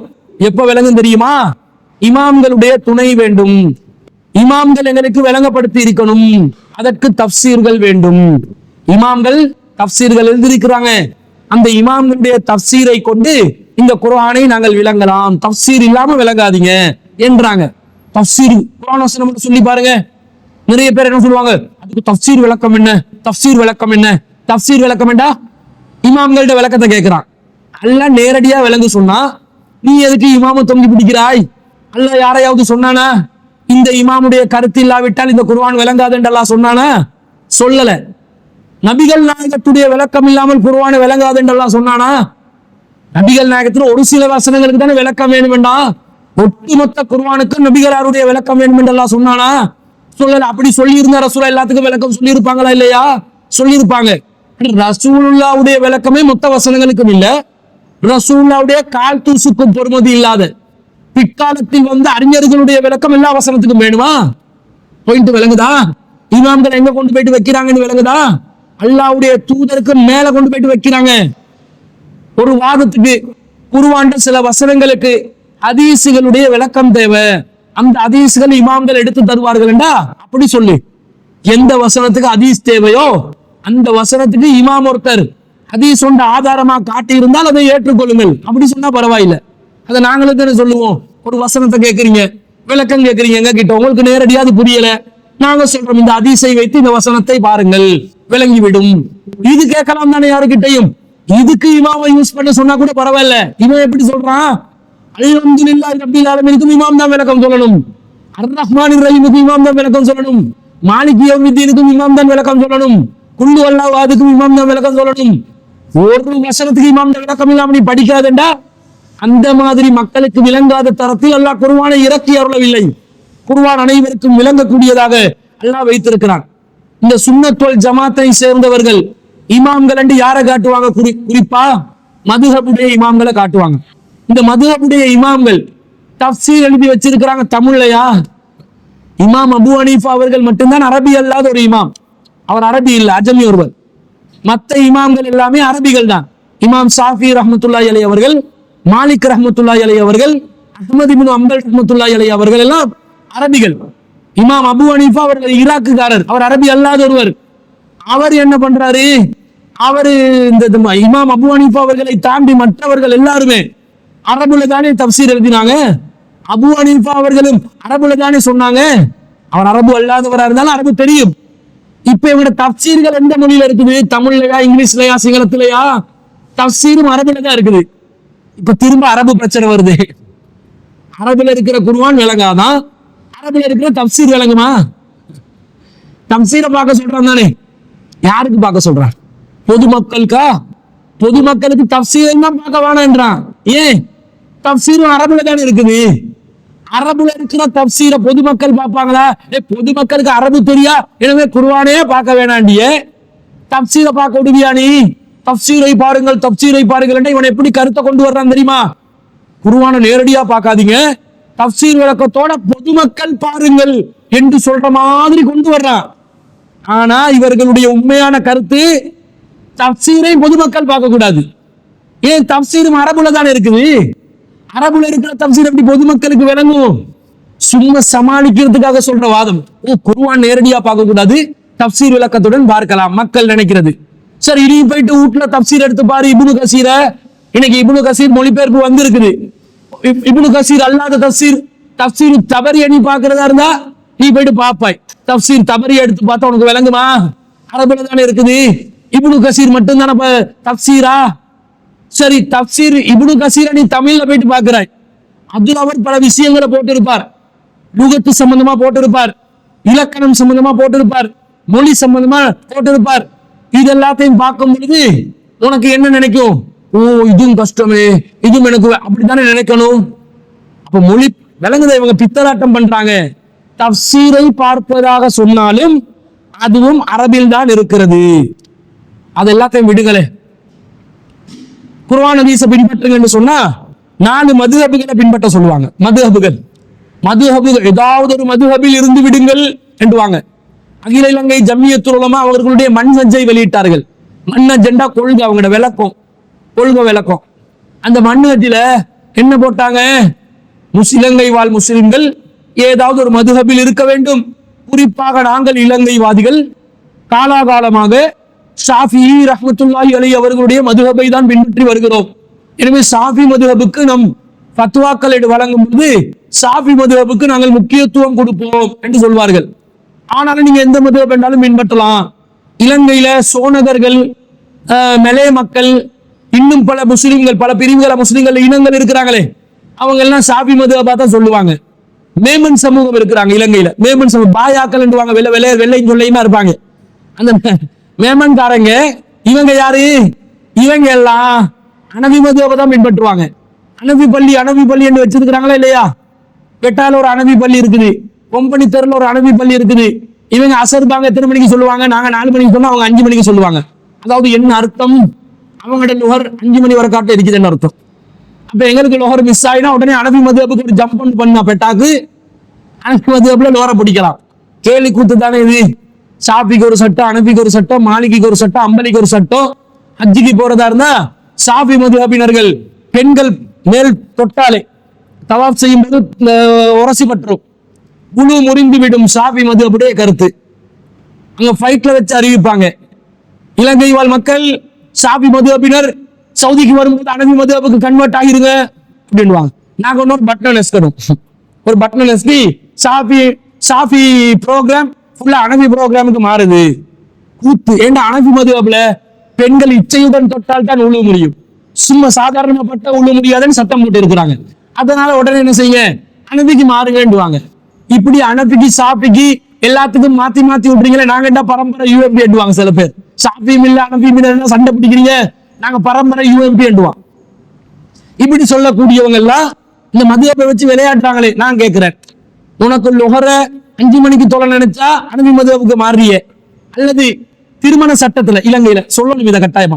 இலங்கையில 1954ஆம் ஆண்டு திருமணம் மற்றும் விவாகரத்து சட்டம், முஸ்லிம்களுக்கான சட்டம் இருக்குது. அந்த சட்டத்துல என்ன வச்சிருக்கிறாங்க? வலி இல்லாமல் திருமணம் செல்லாது. அது நபி வழிதான். லா நிக்காஹ இல்லா பி வலியின், வலி இல்லாமல் திருமணம் இல்லை என்று அல்லாஹ்வின் தூதர் சொல்கிறார்கள். ஷாஃபி மதுஹப் அந்த சட்டத்தை போட்டு இந்த சட்டம் ஷாஃபி மதுஹப் பிரிவினருக்கு உரிய சட்டம் என்று போடுறாங்க. அப்ப அனபி மதுஹபினருக்கு என்ன சட்டமா? அனபி மதுஹபினராக இருந்தால் அவர்கள் வலி இல்லாமலும் திருமணம் செய்து கொள்ளலாம் என்று எழுதி வச்சிருக்கிறான் சட்டத்துல. எழுத்துல எழுதி வச்சிருக்கிறான். இப்போ ஒருத்தனுக்கு வலி இல்லை, ஒரு பொண்ணுக்கு வலி இல்லை, அவன் கல்யாணம் முடிக்கிறேன்னு நினைக்கிற ஒரு பிள்ளைய வழி இல்ல, உடனே போயிட்டு காதியார் கிட்ட ரெஜிஸ்டார் கிட்ட சொல்லுவான், ஹாஜி நான் அனபி மதுஹப், இந்த நான் கல்யாணம் முடிக்க நினைக்கிறேன். வழி அனபி மதுஹப்புக்கு வழி தேவையில்லையே, முஸ்லிம் தனியார் சட்டத்துல இருக்குது. சரி, அப்ப நாங்க கல்யாணம் முடிச்சு வைப்போம். இந்த வாசிக்கு பாயிரத்துக்கு ஜம்ப் பண்றதுக்கு சிங்களத்துல சொல்லுவாங்க வாசி பெத்தட்ட ஹோயான், வாசி இருக்கிற இடத்துக்கு அப்படியே ஹோயன்னு மாறுறது. இந்த மாதிரி வாசி இடத்துக்கு லாபம் இருக்கிற இடத்துக்கு மாறக்கூடிய அந்த வேலைய என்ன செய்வாங்க, இந்த திருமணத்துல செஞ்சு கொள்ளாமா இல்லையா, அனபி மதுஹப்புக்கு மாறுவான். இப்ப பாருங்க, லுஹர மாத்திக்கொள்ள நினைச்சா மாறலாம். சம்மாங்கோட்டை பள்ளிக்கு போனா 4 மணி அசரு, அந்த பாய் பள்ளிக்கு போனா 5 மணி அசரு. அப்ப 4 மணி வரை காட்டும் லுஹர் தொழாதவன் பாய் பள்ளிக்கு ஓடி போயிட்டு என்ன செய்வான், மாறுறது தானே. எவன் பாக்குறது பிடிக்கிறது. வெள்ளத்தோல்காரன் மட்டும்தான் அனபி மதுஹப் சொல்லலாமா, பாய்காரன் சொல்லலாமா? ஓய் நீ மட்டும் பாய் இல்ல, ஓய் நானும் தான் பாய், நானும் தான் ஓய் இந்த அனபிகார, நீ மட்டும் அனபிகாரன் இல்ல ஓய் என்று சொல்லலாமா இல்லையா? சொல்லலாம். உனக்கு தேவைக்கு சட்டத்தை மாத்திரியே, ஃபத்வாக்கள் மாத்திரியே, மசாயில்களை மாத்திக்கொள்றியே. இந்த ஃபத்வாக்கள், இந்த மசாயில்கள், இந்த மார்க்க தீர்ப்புகள் தமிழ்ல இருக்குதா, அரபுல இருக்குதா? மதுஹப் நூட்கள் அரபுல இருக்குதா, தமிழ்ல இருக்குதா? மதுஹப் நூட்கள் அரபு மொழியில தானே இருக்குது, அரபிகள் தானே எழுதினாங்க. அரபு உங்களோட பார்வையில இமாம் ஷாஃபி ரஹ்மத்துல்லாஹி எழுதினது தான் மதுஹப் நூலா இருந்தா அது அரபில தானே இருக்கணும். ஃபத்துல் முயின் தமிழ்லயா இருக்குது. ஷாஃபி இமாம் எழுதினது உம்மு ரிசாலா அது அரபுல தான் இருக்குது. அது சுன்னாக்கு நெருக்கமா இருக்குது, அது வேற விஷயம். ஆனா இவங்க ஷாஃபி மதுஹப் நூட்களாக காட்டக்கூடிய ஃபத்துல் முயின், இந்த ஃபத்துல் முயின் அரபுல இருக்குதா இல்லையா? அரபுல இருக்குது. நீங்க சொல்ற இந்த மதுஹப் சட்டம் ஃபத்துல் முயின் அரபுல இருக்கும் பொழுது அது அரபுல தான் நோக்கம் படிக்கணும். இப்ப பொதுமக்களுக்கு மதுஹபை பின்பற்ற சொல்றீங்களே, பொதுமக்கள் எப்படி அரபுல இருந்து அதை பார்ப்பாங்க? ஃபத்துல் முயின் நீங்க கொடுத்திருக்கிறீங்களா பொதுமக்களுக்கு? கொடுக்கல. இப்ப மதுஹபை பின்பற்ற சொல்றவனும் என்ன செய்யறான், ஒரு சாரார் தான் அதை கையில வச்சு கொண்டு இருக்கிறார். குர்ஆனையும் உங்களோட கையில வச்சு கொள்வீங்க, ஹதீஸையும் உங்களோட கையில வச்சு கொள்வீங்க, மதுஹபையும் உங்களோட கையில வச்சு கொள்வீங்க. பொதுமக்கள் தானா எதையும் விளங்கக்கூடாது என்று ஆக்குறார். விளங்குது அவங்களுக்கு சொன்னது? மதுஹப் நூலும் அரபுல, அதையும் இப்ப பொதுமக்கள் வாசிக்கிறார். அப்ப அதையும் யாரு வாசிப்பாங்க? ஆலிம்கள் தான். அதையும் யாரும் எடுத்து சொல்லுவாங்க? ஆலிம்கள் தான். எல்லாத்திலையும் இப்ப பிடி வச்சிருக்கிறான் பாத்தீங்களா? ஆலிம் போர்வை, ஆலிம்கள் என்ற பேர்ல மக்களை ஏமாற்றக்கூடிய இந்த போலிகள் தங்களுடைய கையில் ஒரு பிடியை வைத்து மக்களை குர்ஆன் சுன்னாலிருந்து எப்படி தூரமாக்கி இருக்கிறாங்கன்னு பாருங்க. மதுஹபை ஏத்துக்கோ என்று சொல்றவன் கூட மதுஹபை ஏத்துக்கோ பின்பற்ற என்று சொல்வது, நாங்க சொல்ற மதுஹபை பின்பற்று, நாங்க சொல்ற கருத்தை பின்பற்று என்று சொல்கிறானே தவிர நேரடியா புரிஞ்சு கொள்றதுக்கு இடம் கொடுக்கிறானே இல்ல. ஏமாத்துவதை நாங்கள் பார்க்கிறோம். இது மாத்திரமல்ல, சொல்வார்கள் குர்ஆன் ஹதீஸ்ல சில சர்ச்சைகள் வரும், 2 கருத்து வரும். அந்த கருத்து வந்தா என்ன செய்வது? குழம்பி போமா இல்லையா? 2 கருத்து வந்தா என்ன பண்றது? நபி ஸல்லல்லாஹு அலைஹி வஸல்லம் சொல்றாங்க. இது புகாரில 7352. இதா ஹக்கமல் ஹாக்கிமு, ஒரு மார்க்க அறிவாளி அறிஞர் ஒரு தீர்ப்பு எடுக்கிறார். ஹக்கமல் ஹாக்கிமு, தீர்ப்பளிக்கக்கூடிய ஒருவர் தீர்ப்பளிக்கிறார். ஃபஜ்தஹத, அந்த தீர்ப்புக்காக வேண்டி அவர் முயற்சி செய்கிறார். சும்மா அசாப, பிறகு சரியான தீர்ப்பை வழங்குகிறார். ஃபலஹு அஜ்ரான், அவருக்கு 2 கூலி. நபி ஸல்லல்லாஹு அலைஹி வஸல்லம் சொல்றாங்க. வைதா ஹக்கம, ஒருவர் தீர்ப்பளிக்கிறார். ஃபஜ்தஹத, அதற்காக முயற்சி செய்கிறார். சும்மா அஹ்தஅ, தவறு செய்கிறார், தீர்ப்பு பிழையாகுது. முயற்சி செய்கிறார் ஆனா தீர்ப்பு பிழையாகுது. ஃபலஹு அஜ்ருன், அவருக்கு 1 நன்மைன்றாங்க ரசூல் ஸல்லல்லாஹு அலைஹி வஸல்லம். அப்ப தீர்ப்பளிக்க கூடியவர்கள் மார்க்க சட்டம் கேட்கிறாங்க, குர்ஆன் ஹதீஸ்ல இருந்து எடுத்து தீர்ப்பளிக்கிறோம். தீர்ப்பளிக்கும் போது முயற்சி செஞ்சு வசனங்களை இணைச்சி கருத்துக்கள் என்ன சொல்லுதுன்னு பார்த்து, ஹதீஸ்ல என்ன சொல்லுதுன்னு பார்த்து இதுதான் தீர்ப்பு என்று தீர்ப்பு சொல்லும் பொழுது அந்த தீர்ப்பு தவறானால் 1 நன்மை, சரியானால் 2 நன்மை. காரணம், முயற்சி செய்வது குர்ஆன் சுன்னாவில் இருந்து நடந்தால் நடக்கும் என்பதனால் அந்த கூலி. குர்ஆன் சுன்னா இல்லாம வழிகட்ட சிந்தனைகளை வச்சு முயற்சி செய்தால் பாவம் தான் கிடைக்கும். குர்ஆன் சுன்னால இருந்து ஆய்வு செய்வதனால தீர்ப்பு சரியா இருந்தா 2 நன்மை, தீர்ப்பு பிழையா இருந்தா 1 நன்மை. யாருக்கு? தீர்ப்பளிப்பவருக்கு தான், பின்பற்றுபவர்களுக்கு அல்ல. தீர்ப்பளிக்கிறவரு குர்ஆன் சுன்னால முயற்சி செஞ்சதுனால பிழையான கருத்தை சொன்னாலும் 1 நன்மை கிடைக்கும். ஆனா தீர்ப்பு பிழை என்றால் அதுக்கு அர்த்தம் என்ன? அது குர்ஆன் சுன்னாவுடைய தீர்ப்பு அல்ல. குர்ஆன் சுன்னாவுடைய தீர்ப்பு அல்லாத ஒன்றை ஒருவர் அவருடைய வாழ்க்கையிலே நடைமுறைப்படுத்தினால் அது என்னவாகும்? பாவமா போயிடும். ஆனா அதை பின்பற்றக்கூடியவருக்கு தேடுறதுக்கு சக்தி இல்லை, தேடி பார்க்கிறார், அவருக்கு முயற்சி செய்கிறார், அவருக்கு கிடைக்குது இல்ல.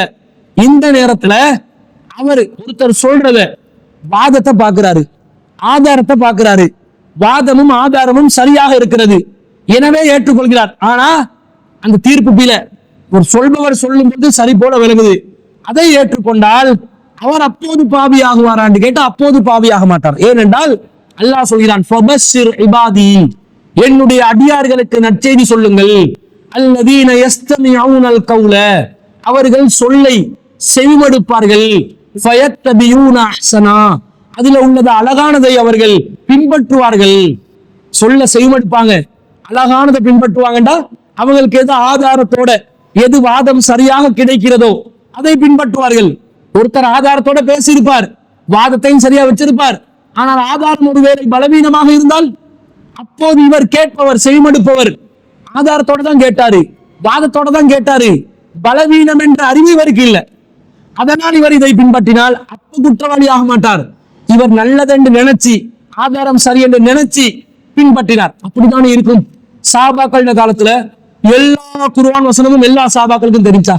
எல்லா ஹதீஸும் எல்லா சாபாக்களுக்கும் தெரிஞ்சா? தெரியல. எல்லாமே எல்லாருக்கும் தெரியாது. அவங்ககிட்ட எது கிடைச்சிச்சோ அதை குர்ஆன் வசனங்களாக ஹதீஸுகளாக வச்சிருந்தாங்க. எல்லாரும் எல்லாத்தையும் விளங்கல, ஒரு சிலது விளங்காம இருந்தாங்க. விளங்காம இருக்கும் பொழுது அவங்க கண்டிப்பாக 100% மார்க்கம் சொன்ன அடிப்படையில மட்டுமே தீர்ப்பு கொடுத்திருப்பாங்களா? இல்ல, பிழையாவும் தீர்ப்பு கொடுத்திருப்பாங்க. அப்படி கொடுத்ததுக்கு நிறைய ஆதாரங்கள் இருக்கின்றன. அப்படி இருக்கும் பொழுது அந்த தவறுக்கான அவர்களை தண்டிப்பார்கள், தண்டிக்க மாட்டாங்க. கிடைச்சதை வச்சு ஆதாரத்தை வச்சு சரி என்று ஆய்வு செஞ்சு அவங்க முடிவு செஞ்சு பின்பற்றினதுனால பின்பற்றுபவரும் ஆய்வுடன் ஆதாரத்துடன் சொல்லை செவிமடுக்கும் பொழுது அழகானதாக செவிமடுத்து ஆதாரத்தோடு செவிமடுத்து அதை பின்பற்றினால் அல்லாஹ் அவர்களுக்கு என்ன செய்வான்? அந்த கூலியை கொடுப்பான். தீர்ப்பு கொடுப்பவர், சொல்பவர், விளக்கம் சொல்பவரும் முயற்சி செய்கிறார். குர்ஆன் சொன்னால சரியா சொன்னா 2 நன்மை, பிழையா சொன்னா 1 நன்மை. அல்லாஹ் யாரையும் வழிகேட்டுக்கு அனுப்பல, அல்லாஹ் பாதுகாத்து தான் வைக்கிறான். கருத்து வேறுபாடு வந்தாலும் அந்த கருத்து வேறுபாட்டுல நாங்க நீடிக்க கூடாது. ஆனா கருத்து வேறுபாட குர்ஆன் சொன்னால சரி செய்யற அந்த காலம் வரைக்கும் அல்லாஹ்வுடைய பார்வையில பிழையான கருத்துல நாங்க இருந்தாலும் அந்த முயற்சிக்காக வேண்டி சொல்லி அழகான முறையில் செவிமடுத்ததனால ஆதாரத்தோட விளங்கி செஞ்சதனால அல்லாஹ் தஆலா என்ன செய்வான்? ஒரு கூலியாவது தருவேன் என்று தானே சொல்கிறான் ரசூல் ஸல்லல்லாஹு அலைஹி வஸல்லம்.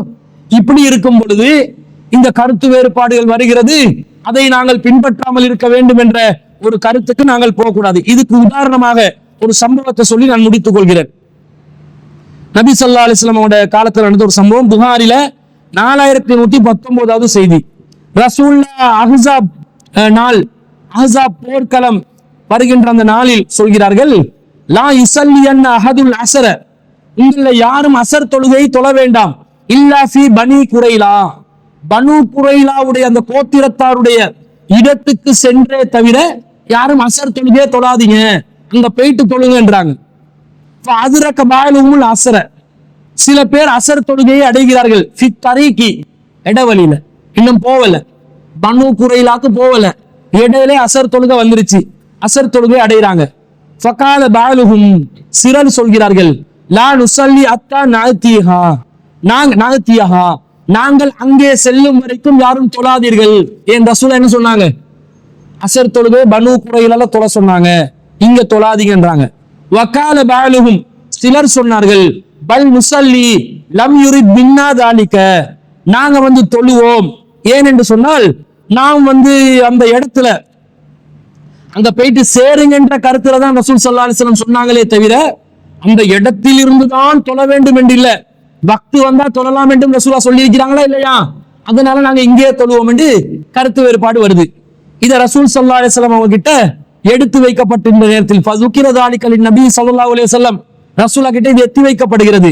அந்த நேரத்தில் ரசூல் ஸல்லல்லாஹு அலைஹி வஸல்லம் அவர்கள் ஃபலம் யுஅன்னிஃப் வாஹிதன் மின்ஹும், அந்த 2 சாராரில் யாரையும் அல்லாஹ்வின் தூதர் குறை கூடவில்லை, குறை சொல்லல.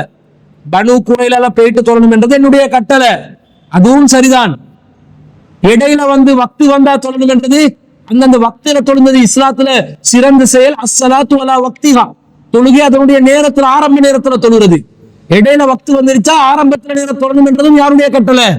ரசூலுல்லாஹ்வுடைய கட்டளை என்பதனால ஆதாரத்தை புரிஞ்சு கொண்ட விதத்துல கருத்து வேறுபாடு கொண்டால் அப்ப அல்லாஹ்வின் தூதரை என்ன செய்யலாம்? அவங்கள குறை கூறவில்லை. ஆதாரமே இல்லாம கருத்து வேறுபாடு படலாம். ஒரு ஆதாரம் இருக்குது, இப்படி புரிகிறது அப்படி புரிகிறது, ரெண்டு பேர் பிரிஞ்சாங்கன்னு வைங்க. ரெண்டு பேரும் எதை வச்சு பிரிகிறாங்க? ஆதாரத்தை வச்சுதான் பிரிகிறாங்க. அந்த நேரத்துல அவர்கள் குறை கூறப்பட மாட்டார்கள். அவங்க ஆனா சரியான கருத்து எதுவோ அந்த கருத்துக்கு வந்துடணும். ரெண்டுக்கும் ஆதாரம் இருந்தா ரெண்டும் ஓகே. ஒன்றுக்கு தான் ஆதாரம் இருக்குது. ஒருத்தர் ஆதாரத்தை புரிஞ்சு கொண்டது பிழையா இருக்குது, ஒருத்தர் ஆதாரத்தை புரிஞ்சு கொண்டது சரியா இருக்குது. அப்ப பிழையாக புரிந்து கொண்டதோர் சரியாக புரிந்து கொண்ட ஆதாரத்தை நோக்கி வர வேண்டும். இதுதான் மார்க்கத்துடைய தீர்ப்பே தவிர ரெண்டு பேரும் குற்றவாளி என்று சொல்லவும் படாது. தவறாக விளங்கியும் தவறாக சொல்லியும் ஆதாரம் பிழை என்று தெரிந்தும் இந்த வழிகட்ட கருத்தில் தான் இருப்பேன் என்று சொன்னா அப்போதுதான் அவர் என்ன செய்வார்? பாவியாக மாறிவிடுவார் என்று இஸ்லாம் சொல்லுது. இப்ப ரெண்டு கருத்து வந்தா என்ன பண்றதுன்னா இதுதான் பண்ணணும். ரெண்டு கருத்துக்கு அழகான வழிகாட்டல் இஸ்லாம் சொல்லுது. ரெண்டு கருத்து வந்தா ஒரு கருத்து சரியா இருக்கும், அதை தேடி பாருங்க. நீங்க எந்த கருத்தை குர்ஆன் ஹதீஸ்ல இருந்து ஆதாரமாக நினைத்து பலமான ஆதாரம் என்று நினைத்து செய்து கொண்டிருக்கிறீர்களோ அது வரைக்கும் உங்களுக்கு நன்மை. அது பிழை என்று சுட்டிக்காட்டப்பட்டால் முறையாக நீங்கள் அதை சுட்டிக்காட்டப்படும் பொழுது ஆதாரங்களை அலசி ஆராய்ந்து திருத்திக் கொள்ளவே வேண்டும். திருத்திக் கொண்டால் அல்லாஹ் ஏற்கனவே நீங்க தவறா செஞ்சதை கூட என்ன செஞ்சிருவான்? உங்களுக்கு நன்மையா தந்துருவான். விரல நீட்டி தொழுதோம், அஷ்ஹது சொல்லும் போது விரல நீட்டி தொழுறதுக்கு எந்த ஆதாரமும் இல்லை, எந்த ஹதீஸும் இல்லை, எந்த மதுஹப் நூலிலும் இல்லை.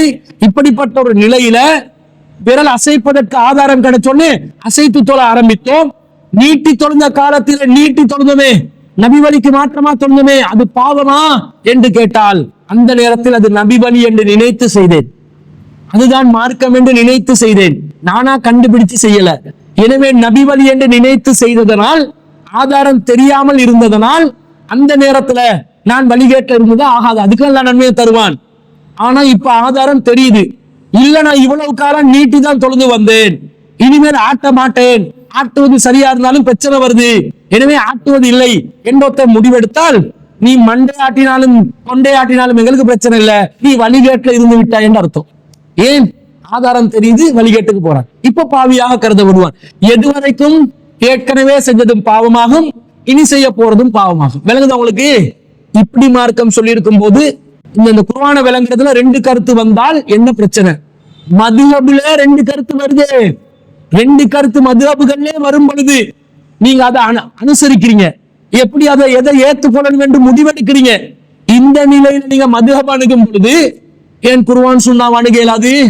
மதுஹப் அணுகுமாறு அல்லாஹ்வின் தூதர் சொன்னார்களா? குர்ஆன் ஹதீஸை தாண்டி மூணாவது நாலாவது இஜ்மா கியாஸை அணுகுமாறு அல்லாஹ்வின் தூதர் ஸல்லல்லாஹு அலைஹி வஸல்லம் அவர்கள் சொன்னார்களா? இல்ல. அப்ப அதுக்காக ஏன் போறீங்க, எதுக்காக கவலைப்படுறீங்க என்றதை நாங்க பாக்குறோம். இதுல ஒட்டுமொத்தமாக எங்களுக்கு என்ன விளங்குது? குர்ஆன் என்பது எங்களுக்கு விளங்கக்கூடிய நேரடியாக தெரியக்கூடிய ஒரு வேதமாக இருக்கிறது. அது குர்ஆன் என்பது அதுக்கு விளக்க உரையாக வந்த ஹதீஸும் தான். குர்ஆன் என்பது எங்களை ஒருபோதும் வழி கெடுக்காது, எங்களுக்கு நேர் வழி காட்டக்கூடியது. குர்ஆன்ல எல்லா கருத்தும் எங்களுக்கு விளங்கும்.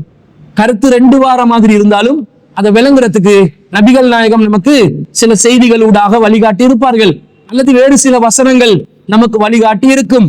அந்த அடிப்படையில் குர்ஆனை விளங்கலாம். குர்ஆனை விளங்க கூடாது, வழிகெடுக்கும் என்று சொல்வது மிகப்பெரிய ஒரு பயங்கரமான வழிகட்ட கருத்து. அதை சொல்பவர்கள் படும் பாவிகள், பயங்கரமான பாவிகள். அவர்கள் இஸ்திக்பார் செய்யணும் அந்த கொள்கையில இருந்து. குர்ஆனை விளங்கும் பொழுது ஒரு லாங்குவேஜை படிக்கும் பொழுது எங்களுக்கு என்ன தடுமாற்றங்கள் வருமோ அந்த மாதிரி தடுமாற்றங்கள் வரலாம். ஒரு மொழியை வாசிக்கும் போது பிற மொழியை வாசிக்கும் போது அறியாத வார்த்தைகள் இருக்கலாம், அந்த வசன நடை புரியாமல் இருக்கலாம். அந்த நேரத்தில் வேற்று மொழி ஒன்றை நாங்கள் எப்படி அனுசரிப்போமோ அதே போன்று அனுசரித்தால் குர்ஆனை என்ன செய்து கொள்ளலாம், விளங்கி கொள்ளலாம். உண்ட வாசிச்சொன்னே முழுசா விளங்கணும் என்றது இல்லை, விளங்குறதுல கூடுதல் குறைபாடுகள் இருக்கலாம். விளங்காதது விளங்கின ஒருத்தர்கிட்ட கேட்டுக்கொள்ளலாம். தமிழ்லயே நான் வாசித்தாலும் எனக்கு விளங்காத ஒரு வசனம் வரலாம், அதை நான் விளங்கின ஒருத்தர்கிட்ட கேட்டு தெரிஞ்சு கொள்வேன். இதே மாதிரி என்ற தாய்மொழியில இப்படி நடக்கும் பொழுது மாற்று மொழி ஒன்று இது நடக்காதா? நடக்கும்.